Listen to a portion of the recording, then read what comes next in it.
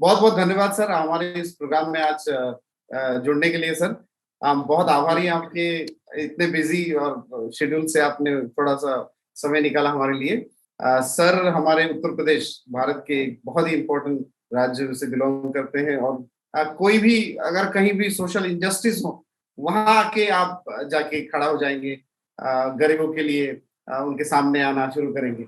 अभी सर हमारे बहुत ही इम्पोर्टेंट पोर्टफोलियो में है ऑनरेबल मिनिस्टर ऑफ स्टेट हैं urban development ministry, minister of urban affairs and housing के। और अभी सर सरकार की जो नीति आया है सिंगल यूज प्लास्टिक को लेके, ये एक बहुत बड़ा मुद्दा है sir. Globally plastic waste management को बहुत सीरियसली लिया जाता है। हमारे आज के सरकार ने एक बहुत अच्छा कदम लिया है कि इस साल से जो सिंगल यूज प्लास्टिक है उसको बंद किया जाए, बैन किया जाए। और ये कदम बहुत अच्छा है और इंडस्ट्री की तरफ से वी केयर और पॉलिसी टाइम्स हम लोगों ने ये एक ठान लिया है कि पूरे देश में हर राज्य में जाके इसके हम प्रमोशन कर रहे हैं कि किस तरह से आप लोग मैंने आम आदमी से लेके इंडस्ट्री से लेके हर स्टेक होल्डर, स्कूल कॉलेजेस, उनको हम सब जानकारी दे रहे हैं कि किस तरह से सिंगल यूज प्लास्टिक यूज करने से नुकसान होती है और उसका यूज करना कैसे बंद करें और उसके ऑल्टरनेटिव हमारे सामने क्या है उसको प्रमोट करें। तो इसके बारे में सर आपके आशीर्वाद और इनॉग्रल एड्रेस के लिए मैं रिक्वेस्ट कर रहा हूं सर।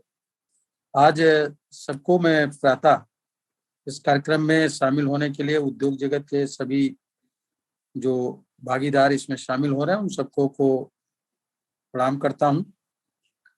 ये जो प्लास्टिक का को खत्म करने का, सिंगल यूज प्लास्टिक को पूरी तरीके से खत्म करने का एक जो प्रासंगिक सम्मेलन का आयोजन में आप सब लोग शामिल हैं, इसके लिए मैं आपको बधाई देता हूं और धन्यवाद देता हूं। भारत संयुक्त राष्ट्र के एसडीजी के प्राप्त करने की दिशा में वैश्विक विकास की नीति का केंद्र धीरे धीरे बनता जा रहा है और स्वच्छ भारत मिशन के माध्यम से जो अपने राज्य हैं, जो संघ राज्य हैं, जो केंद्र से शासित हैं, ऐसे में वहां पर जो कचरा है उसका अपशिष्ट का प्रबंधन का बुनियादी ढांचे को मजबूत करने का हमारा लक्ष्य है और इसको पूरा करने का पूरा प्रयास लगातार किया जा रहा है। सरकार ने प्लास्टिक कचरा प्रबंधन को कम करने के लिए इसके लिए व्यापक पहल की है और जैसा कि आप जानते हैं प्रधानमंत्री जी ने पहले SBM2 स्वच्छ भारत मिशन 10 को शुरू किया। शहरी मिशन का जो उद्देश्य था ये कि वैधानिक शहरों में, मतलब जो भी हमारे शहर हैं उनमें खुले में शौच समाप्त करना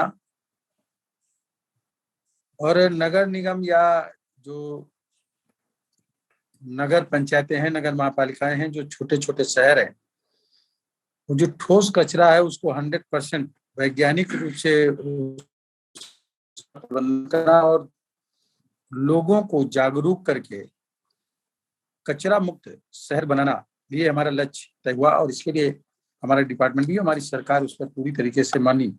आदरणीय प्रधानमंत्री जी के निर्देशों का, उनके जो सपनों का भारत है उसको बनाने का प्रयास किया जाए। इसके लिए एक स्वच्छता ऐप भी जारी किया गया।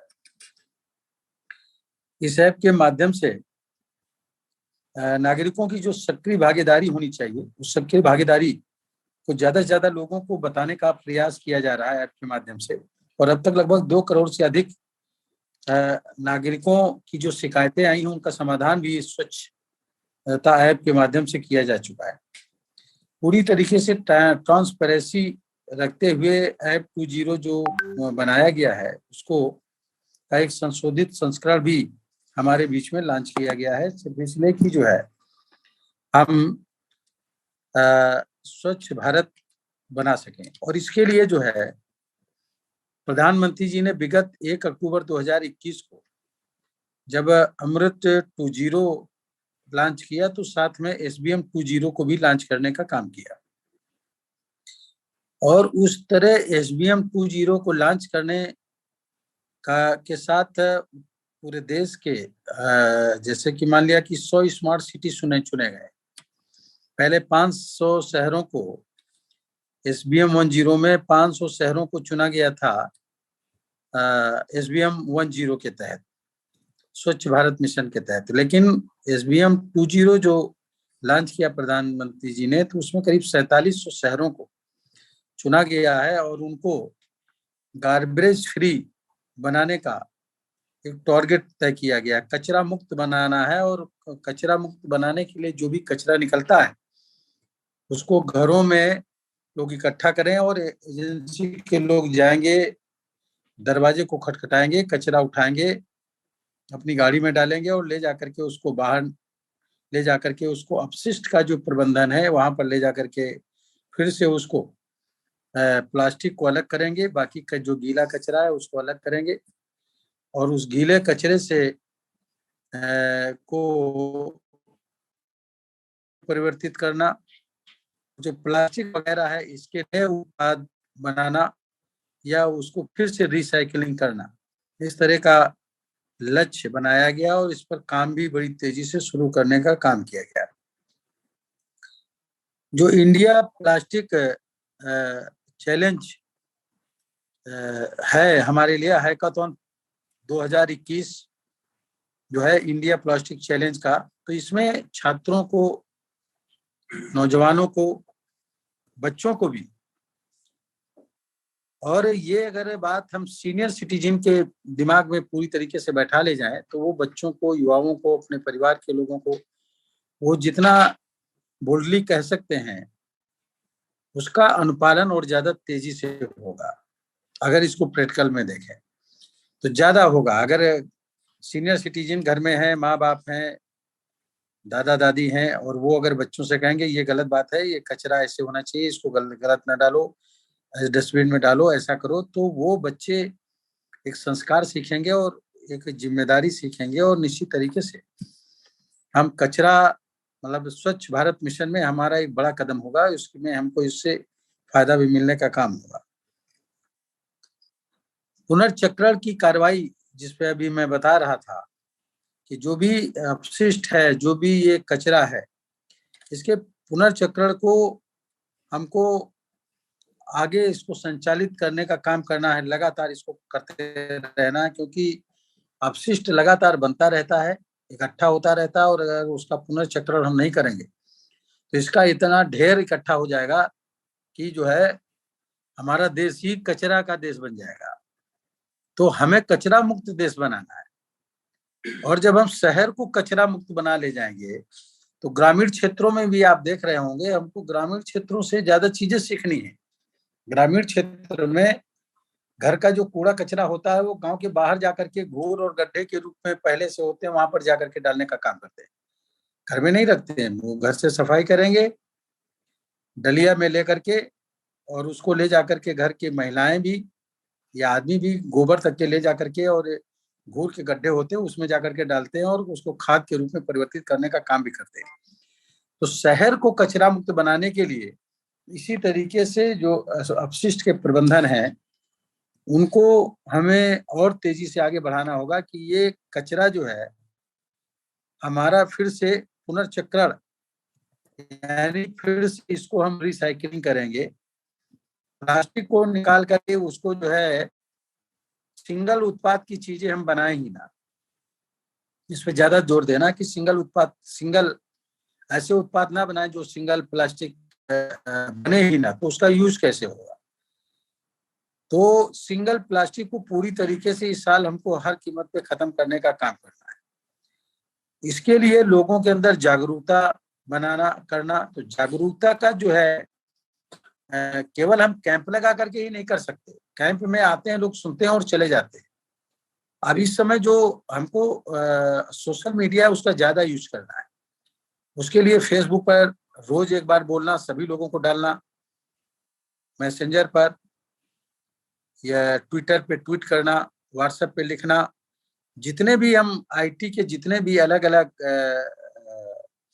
हमको सिस्टम दिए गए हैं उस सारे सिस्टम का यूज हमको करना चाहिए और सबको जिम्मेदारी से करना चाहिए। मैं समझ रहा हूँ किसी भी छोटे पद से लेकर के बड़े पद तक है उसको अपनी ये जिम्मेदारी निभानी चाहिए और लोगों को बोलना चाहिए कि आप भी करो और अपडेट करो, आज किया कि नहीं किया, एक बार पूछ लेने की जरूरत है। ऐसे अगर रोज हम करते रहेंगे और जहां जहां इस तरीके का अभियान चले भी वहां पर भी उसको हम कितना प्रचार प्रसार कर सकते हैं, एक मैसेज जाना चाहिए। देखते नहीं कि 2 अक्टूबर 2014 को प्रधानमंत्री जी ने स्वच्छ भारत मिशन, स्वच्छ भारत बनाने के लिए और गांधी जी की जयंती के अवसर पर उन्होंने बोला था कि हम 2 अक्टूबर को झाड़ू लेकर निकलेंगे स्वच्छ भारत बनाने के लिए। और जब प्रधानमंत्री निकल पूरे देश में अभियान बन गया और सभी लोग बड़े पैमाने सफाई करने लगे। मैं जानता हूँ, मैं तो लखनऊ का रहने वाला हूँ। लखनऊ में मैंने देखा कि कचहरी में, तहसीलों में जो लोग वहां पर कोने में दीवारों पर थूकते थे, वो कौन लोग थे? सब पढ़े लिखे लोग। गांव से आया हुआ आदमी जो शहर में आता था, कचरे की उसमें आता था, तहसील में, दफ्तर में, गांव का कोई भी आदमी की हिम्मत नहीं थी कि दीवार में थूक देता, कोने में थूक देता, हिम्मत नहीं है उसकी। ये सब पढ़े लिखे लोग गंदगी फैलाने का काम करते थे, पीकदार में नहीं थूकते थे, दीवार के कोने में थूक देते थे। और जब प्रधानमंत्री जी ने ये स्वच्छता अभियान शुरू किया और झाड़ू अपने हाथ में लिया तो सभी लोग फैशन में ही सही, लेकिन उन्होंने अभियान शुरू किया। धीरे धीरे आज चले जाइए तो सरकारी दफ्तरों में दीवारों पर थूका हुआ नहीं मिलेगा, कोने पर थूका हुआ नहीं मिलेगा। मैं अब जाता हूँ, देखता हूँ, तो मुझे नहीं लगता कई बार। तो ये एक इनिशिएटिव लेने का की जरूरत है। इसलिए जो बड़े पदों पर हैं, मान लिया जो उद्योग जगत के लोग हैं, उनके मालिक हैं, सीईओ हैं, या उनके डायरेक्टर हैं, या बोर्ड ऑफ डायरेक्टर मेंबर हैं, तो वो जो लोग भी हैं, वो लोग अगर खुद सफाई अभियान में हिस्सेदारी लेंगे और खुद शुरू करेंगे तो सारे लोग एकजुट हो जाने का काम करेंगे निश्चित तरीके से, और उनको अपनी जिम्मेदारी निभाने का काम करेंगे। तो मेरा कहने का मतलब ये है कि ये एक जागरूकता तभी फैलेगी जब हम खुद जागरूक होंगे, और हमको उसमें जो है पार्टिसिपेट करना है। स्वच्छ भारत मिशन के तहत हमको खुद पार्टिसिपेट करना है और खुद हम कितना काम किए स्वच्छ भारत मिशन के तहत, हम कितना काम कर पाए, इसके लिए हमको निश्चित तरीके से काम करना होगा। इसलिए सार्वजनिक निजी भागीदारी जो है उसमें जो है लगातार हमको लोगों को बढ़ाना है और लोगों को जोड़ने का काम करना है। इसलिए के लिए ये जरूरी नहीं है कि हम प्रदर्शन करें या उस तरह करें। आप देखें, प्रदर्शन करने से, सेमिनार करने से, ये करने से एक जागरूकता तो आती है, लेकिन इसका थोड़ा रूप बदलना पड़ेगा। और रूप बदलना पड़ेगा ठीक उसी तरीके से कि इसको समझना है कि जैसे नशा जो है हमारे यहाँ बिक रहा है, तो नशा बिक तो रहा है, नशे का एक अलग भी दफ्तर है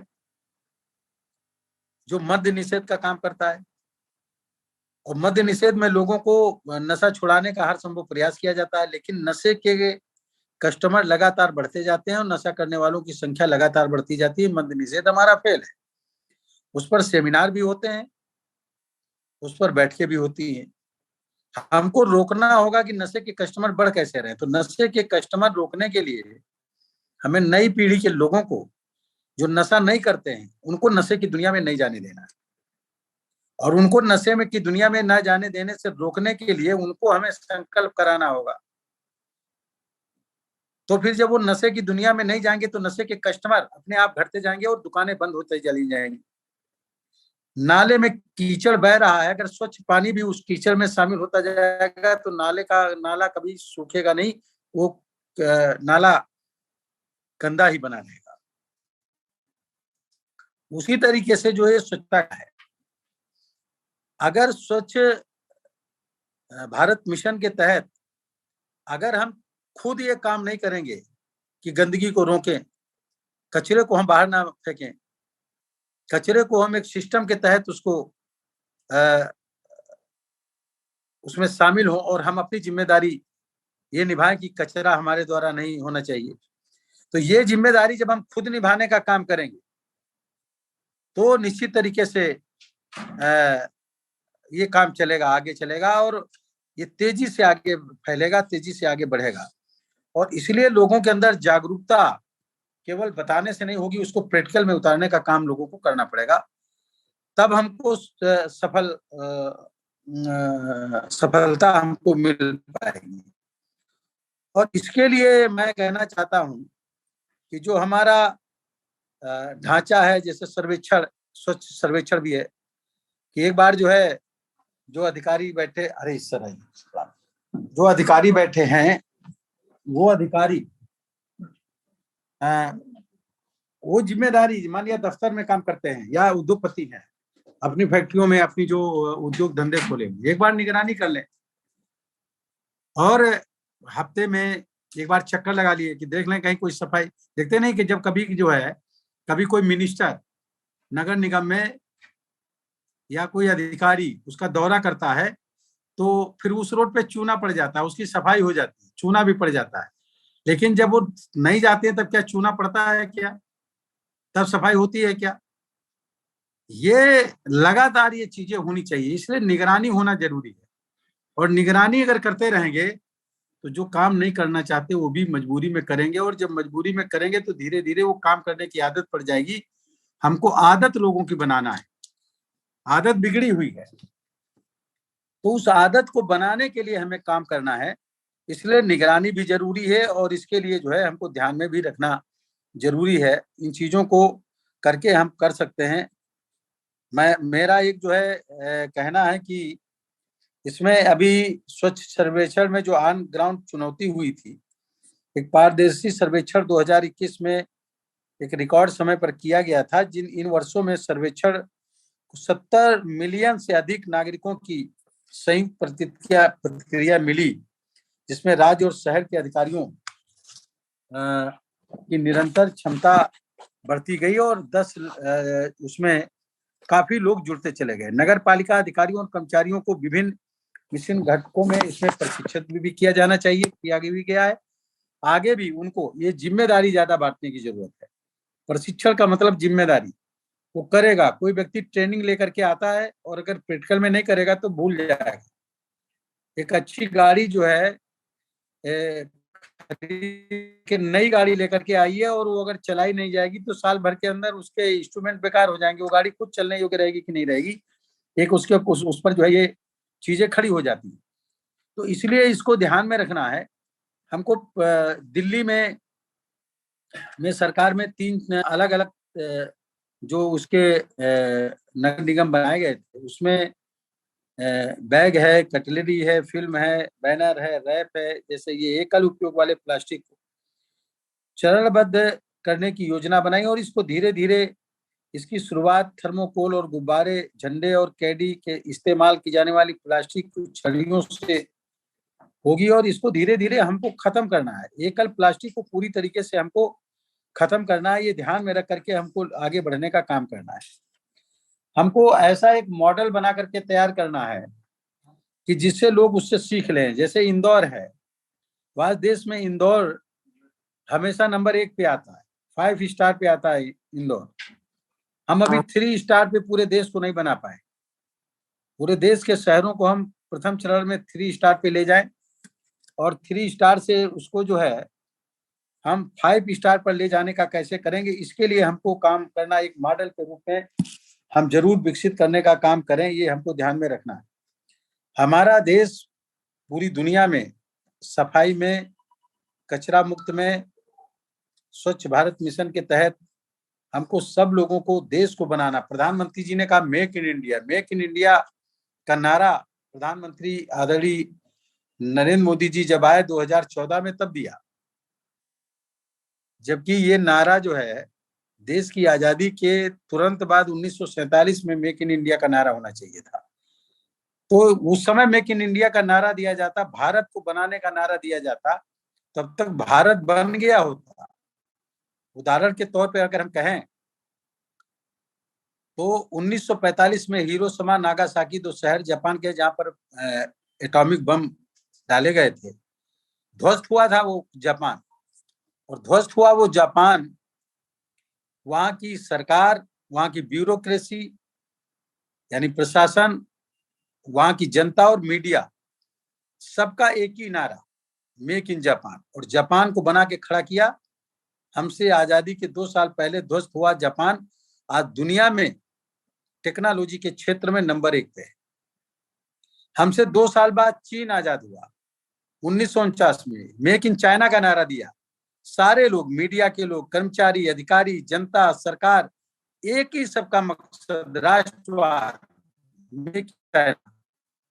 चाइना को बनाने के लिए आज ये कर दिया कि हमारा देश चाइना का मार्केट बनकर के रह गया। सारा सामान हमको इंपोर्ट करना पड़ता है। यहाँ तक कि होली और दीपावली त्योहारों में जो जरूरत की चीजें हैं, राखी तक के हमको वहां से बन करके आती है, हमको खरीदनी पड़ रही है। हम मेक इन इंडिया नहीं बना पाए, आत्मनिर्भर भारत नहीं बना पाए। अगर ये 1947 में बताया गया होता, दिया गया होता नारा, तो आज जो है हम सामान इंपोर्ट नहीं करते, हम अपने देश का सामान एक्सपोर्ट करते। इसीलिए प्रधानमंत्री जी ने कहा वोकल फॉर लोकल, स्थानीय चीजों का जो उत्पादन करेंगे उसके लिए हम प्रचार प्रसार करें, यूज करें, और फिर वो लोकल फॉर ग्लोबल बने, यानी हमारी स्थानीय चीजें हमारी पूरी दुनिया में जाकर के बिकें। इसके लिए हमको काम करना है। ये राष्ट्रवाद, आत्मनिर्भर भारत बनाना है। और इसके लिए केवल ये नहीं कि हम जो है केवल सब चीजों पे काम करेंगे, तो स्वच्छता मिशन पे भी हमको जागरूक रखना है। हर क्षेत्र में हम इसको जब करेंगे तो बीमारी भी हमें कम होगी, हमारा देश स्वच्छ बनेगा तो निश्चित तरीके से स्वस्थ देश बनेगा। तो स्वस्थ देश बनाने के लिए भी हमको काम करना है। इसलिए जो भी परियोजना प्रबंधन की इकाइयां हैं, उनको पूरी तरीके से जिम्मेदारी के साथ अपने लिए काम नहीं करना है, देश के लिए काम करना है। और जब देश के लिए काम करेंगे तो अपने लिए अपने आप काम हो जाएगा। कुछ लोग अपने लिए मात्र काम करते हैं, और जो लोग अपने के लिए काम करते हैं वो इस तरह का नहीं हो पाता। इसलिए प्रधानमंत्री जी ने कहा कि नहीं, हिंदुस्तान के जो अंतिम व्यक्ति के पास भी अपना उसका निजी आवास होना चाहिए, उसमें बिजली होनी चाहिए जो चलती हो, 24 घंटे बल्ब होना चाहिए, उसमें चूल्हा होना चाहिए, सुबह शाम जलता है, यानी रोजगार भी होना चाहिए, उसमें नल होना चाहिए जो पानी देता हो, सारी चीजें की। इसलिए स्वच्छ भारत मिशन के ही तहत उन्होंने सबको शौचालय देने का निर्णय लिया, आवास देने का निर्णय लिया। तो सारी चीजें ऐसी हैं कि एक भारत को मजबूत राष्ट्र बनाने का प्रयास जो प्रधानमंत्री मोदी जी का है, उसको हमको पूरा करने का काम करना। तो मेरा आपसे कहना है कि ये सब जब करेंगे तो प्लास्टिक को हमको जलाना नहीं है, कचरे को जलाना नहीं है। उससे जो उत्सर्जन होता है, जो गैसें निकलती हैं, जो टेम्परेचर निकलता है, इससे इन्वायरमेंट गर्म होता है, प्रदूषण फैलता है। प्रदूषण मुक्त भी हमको अपना देश बनाना है। इसलिए अपशिष्ट को हमको रिसाइकलिंग करनी है, उसे जलाना नहीं है। ये गलती हमें करने की जरूरत नहीं है, ये ध्यान में रखना। इसलिए जो हमारी जो आगामी पहल है वो सरकार के द्वारा जो की जा रही है, उस पर ध्यान देना है कि 2021 से 2030 तक अनुमानित कार्बन उत्सर्जन में 1 बिलियन टन की कमी लाना है। ये टारगेट हमारा सरकार ने तय करने का काम किया है। दूसरा ये कि अखिल भारतीय स्तर पर स्कूली बसों में बच्चों के अंदर जागरूकता फैलाना। मैं फिर एक बार कह रहा हूं कि स्कूल से ज्यादा बच्चे घर में जो पढ़ाई करते हैं वही आगे बढ़ करके जाते हैं। स्कूल में जो पढ़ाई है वो तो एक सिस्टम है, बच्चा स्कूल जाएगा और उसके बाद में घर में आके बैग फेंक देगा, लेकिन जो बैग फेंकने के बजाय रखता है और बाद में पढ़ता है, वही बच्चे टॉप मोस्ट आगे निकल करके जाते हैं। तो घर से बच्चों को सिखाना ज्यादा जरूरी है। स्कूल में तो ये सब सिखाया ही जाता है, उनको मान लिया कि ये हमारी पढ़ाई का एक हिस्सा है। अपने जीवन में कैसे उसको उतारेंगे, ये घर से ही उतरे। इसलिए हमें इसके लिए जो सीनियर सिटीजन हैं और बच्चों के जो माँ बाप हैं, उनको इसके लिए सिखाना जरूरी है कि उनको क्या क्या बताना है, ये उनको उनको बताना समझाना ज्यादा जरूरी है। इसके लिए हम निबंध और ये जो आयोजित करने की बातें, ये तो हम करें, लेकिन प्रैक्टिकल में भी करें कि बच्चे जो है स्कूल में अगर कूड़ा है तो उससे हाथ से बिने, या एक दिन जो है थोड़ा सा टाइम निकालें, एक पीरियड ऐसा भी होना चाहिए, वो चाहे एक हफ्ते में 1 घंटे का हो, आधे घंटे का हो, कि जो स्कूल का ग्राउंड है उसको पूरा स्वच्छ रखेंगे, उसमें एक भी कागज का टुकड़ा नहीं मिलेगा।